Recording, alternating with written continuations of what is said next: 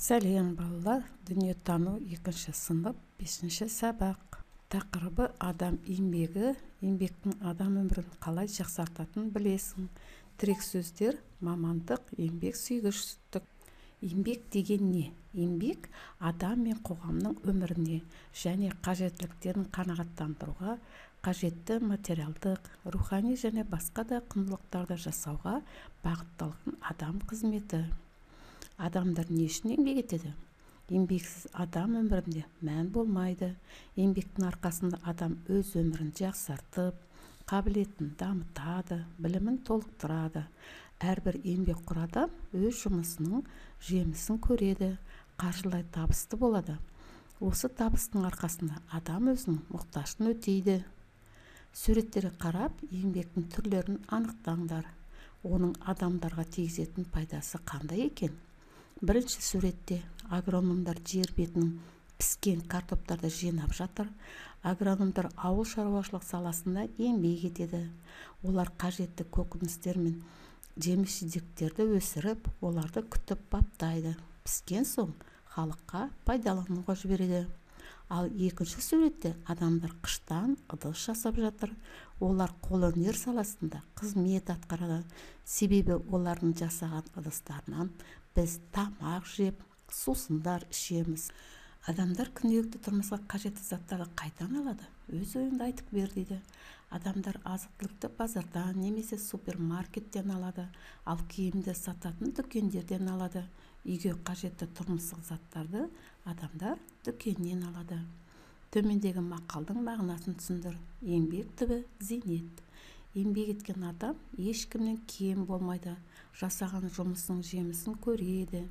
Еңбектің көмегімен өз өмірінің сапасын жақсарта алады. Қаржылай табысты болады. Өз мұқтаждықтарын өтейді. Мына мамандық иелерін қайдан кездестіруге болады? Олардың еңбек басқа адамдар қалай көмектеседі? Балалар, мүмкін сендердің де ата-аналарың осындай мамандықтың иесі болар. Өздерінде ой тарқатып айтып көріңдер. Милиционер ішкі істер органдарында қызмет атқарады. Ол қаланың тыныштығын қадағалап сақтайды. Ал мұғалімдер мектепте, университетте немесе колледжде жұмыс жасайды. Олар балаларға білім береді. Шаштаразды сұлулық салондарынан кездестіруге болады. Адамдардың шашын қиып, оларды сәндейді. Аспаз асханаларда немесе ресторандарда еңбек етеді. Олар адамдарға түрлі дәмді тағамдар әзірлейді. Ал дәрігер ауруханада жұмыс жасайды. Олар адамдарға үнемі жәрдем береді екен. Қандай мамандықтар біздің өмірімізді жақсарта алады? Мінекей мамандықтар елімізде өте көп. Менің ойымша барлық мамандықтар біздің өмірімізді жақсартады. Сонымен қатар әр мамандық біздің өміріміз үшін өте маңызды. Сол себепті әр маманның иесіне құрметпен қарау керек. Олардың жұмысын бағалау керек. Балалар, бізде елімізде барлық мамандықтар бар. Кім қандай еңбек етемін, кім қандай оқуға, жоғарғы оқуға түсем десе де, есік ашық, жолдары ашық екен. Үйге жылу, жарық, су қайдан келеді екен? Балалар, кәнекей біраз ойланып көрейік. Үйге жылу арнайы жылытқыш құралдардан немесе радиаторлардан келеді. Ал жарық электр энергиясының көмегімен келеді. Ал су өзен немесе теңіздерден су құбырларының көмегімен тазарып келеді екен.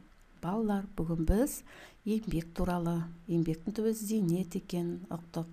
Барлық мамандық иесін құрметтеп, оларға жақсы көзқараспен қарау керек. Сен де өскенде бір мамандықтың иесі боласың. Осымен сабағымызды аяқтаймыз.